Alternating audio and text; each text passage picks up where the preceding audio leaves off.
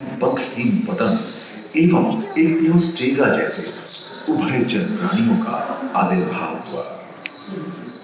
सरीसृप जैसे स्तनपायी डायमेट्रोडॉन प्रकट हुए, जिसकी पीठ पर नौका के पाल की तरह एक अंग था जो ताप को नियंत्रित रखने में मदद करता था। सरीसृप की तरह ही एक अन्य स्तनपायी प्राणी साइनोनेटस इन दिनों काफी प्रभावशाली हो उठा। इसकी विशेषता कुत्ते से बहुत मिलती थी।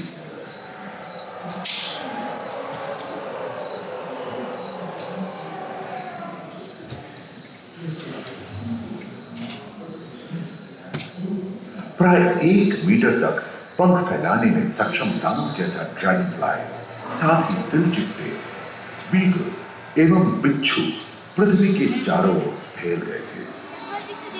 धरती में पाए जाने वाले अधिकांश कोयले कार्बोनिफेरस युग के मृत पौधे से उत्पन्न हुए थे, जो कि धरती के अंदर दब गए थे।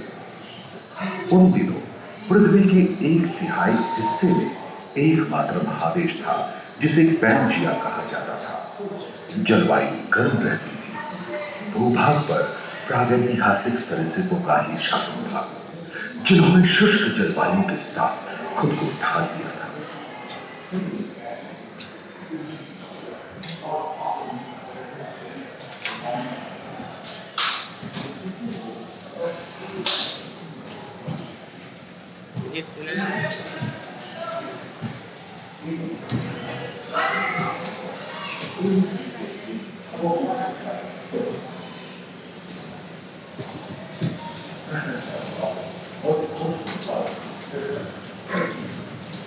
मेंढक, कछुओं और मगरमच्छों का जन्म लगभग 22 करोड़ वर्ष पहले इस धरती पर हुआ था।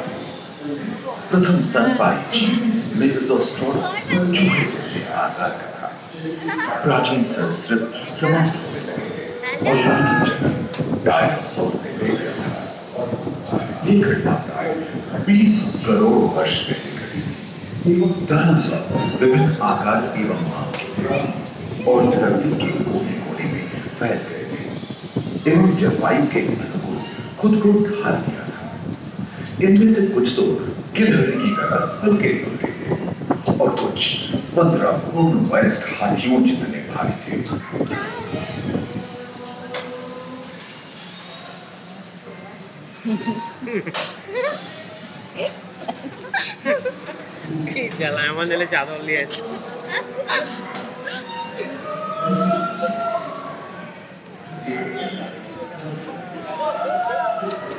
कुछ 4 पैरों से चलते थे तो सियालोफाइसिस 2 पैर वाले डायनासोर थे।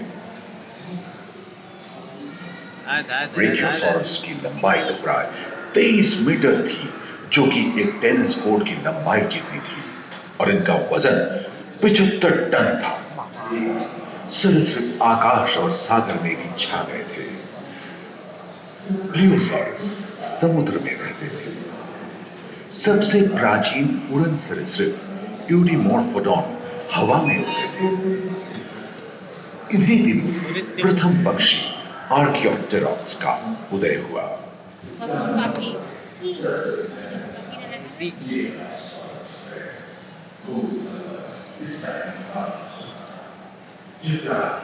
अगले 10 करोड़ वर्षों तक, यानी जुरासिक के अंतिम चरण से क्रेटेशियस युग का प्रथम चरण तक डायनासोर के लिए स्वर्णिम युग रहा। जलवायु में नमी की मौजूदगी से पृथ्वी पेड़ पौधों से भर उठी थी।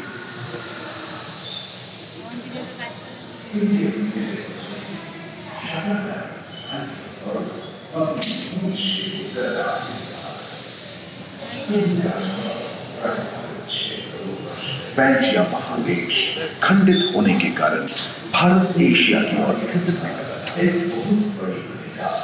महादेशिया देशों में हलचल होने से ज्वालामुखी के रूप में लाल इसके फलस्वरूप आए भूकंप से विभिन्न भौगोलिक आकार एवं आकृतियां निर्मित हुई। स्पाइनोसॉरस की पीठ पर नौका के पाल की तरह एक अंक हुआ करता था। जिससे वो अपनी शरीर की ताप को नियंत्रित करता था।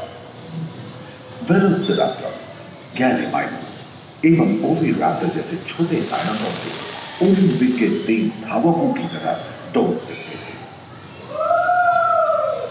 पैरासाउरोस और कोरिथोसॉरस के सिर पर कलगी होती थी। करीबन 5 मीटर लंबे पंख वाले टेरोनॉडस उड़ने एवं फिसलने में माहिर थे। सुनने में विचित्र लगे, पर अधिकांश डायनासोर जैसे कि ट्राइसेराटोप्स और एंकिलोसॉरस शाकाहारी, लोरेंसिया और गोंडवाना नाम के 2 भूखंड महाद्वीप एवं समुद्री गर्भ के कठोर आवरण से रॉकीज एवं अन्य पर्वत श्रेणियां निर्मित हुई।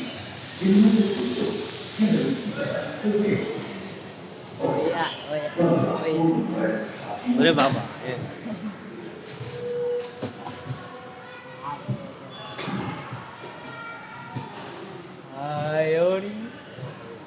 আচ্ছা আছে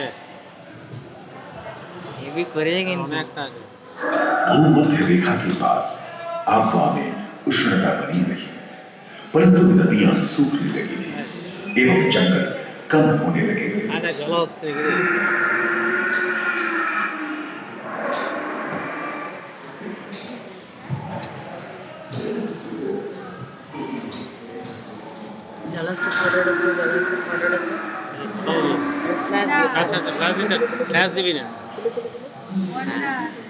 एकांत महादेश में जीव जंतुओं का विकास स्वतंत्र रूप से शुरू हुआ। सबसे पहले पुष्प वाले पौधे धरती पर विकसित हुए एवं परागण के लिए कीट पतंगों के साथ संपर्क स्थापित हुआ। वे तेजी से धरती पर बढ़ने लगे। इसी समय पहली बार धरती पर सांपों का जन्म हुआ। डायनासोर में सबसे भयंकर था टिरानोसॉरस रेक्स। भूस्थल पर इसका ही राज चलता था। यह प्राय 12 मीटर लंबा यानी 2 मंजिला मकान के आकार का था।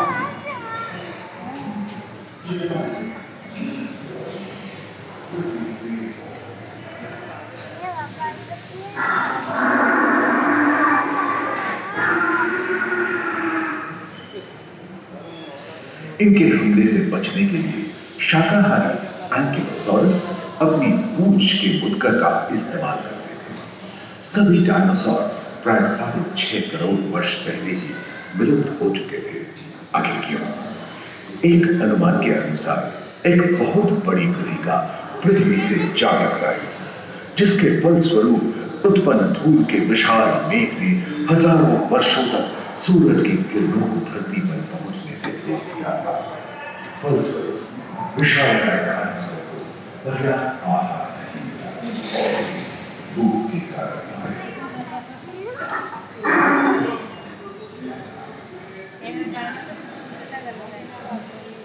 এবার হাতি 16টা আছে এরকম হাতির একটা ফটো डायनासोर के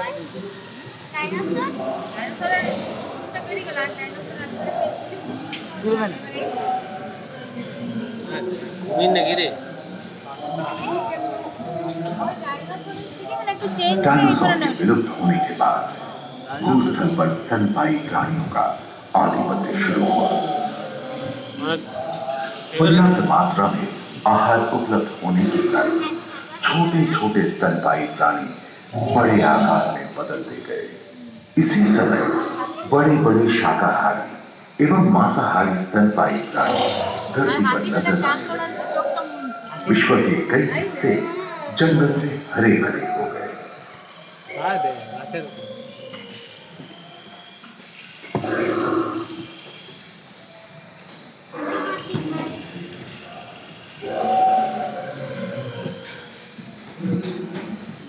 हाथी के पूर्वज डायनोथेरियम और घोड़े के पूर्वज यूहिपस की उत्पत्ति हुई, जो आज के हाथी और घोड़े में रूपांतरित हुए।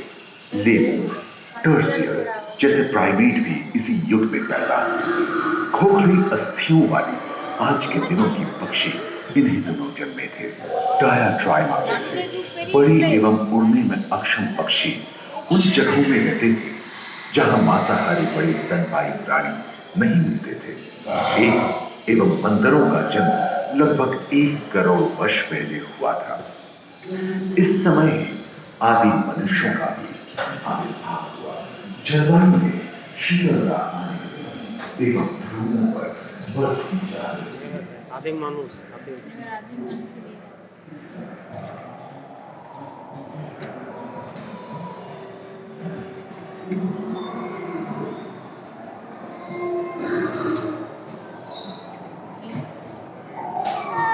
पृथ्वी के लंबे इतिहास में झांके तो ऐसे कई मौके रहे हैं जब पृथ्वी गोलार्ध के अधिकांश हिस्से बर्फ की चादरों से ढक गए थे, जो आइस एज के नाम से जाना जाता है। हम आज ऐसे ही एक आइस एज में रह रहे हैं जो 20 लाख वर्ष पहले शुरू हुआ था। रोएदार गेंडे, रोएदार स्तनपायी और कस्तूरी गायों ने अपने शरीर के रोमों की सहायता से शीतल जलवायु के साथ तालमेल बैठा लिया था। पुष्पबद्ध आकार की फूलनुमा ग्लाइकोडोन जैसे विशाल पानी लोग उनमें मौजूद थे। सिर दूध वाले बाल और विशाल सिंह वाले ईल जंगल में शांति से विचरण करते थे। संभवतः सामने के दांत से मांस को जीभ में फाड़ने में हुई अड़चन के कारण यह समय के साथ विलुप्त हो गए। वही दानव आकार के हिरण हिंसक जानवरों से बचने के लिए तेजी से नहीं भाग सकते थे। फलस्वरूप वे भी ओझल होने गए। इस समय से ही आधुनिक मानव का क्रमिक विकास शुरू हुआ और विशालकाय स्तनपायी प्राणी धीरे धीरे विलुप्त होने लगे।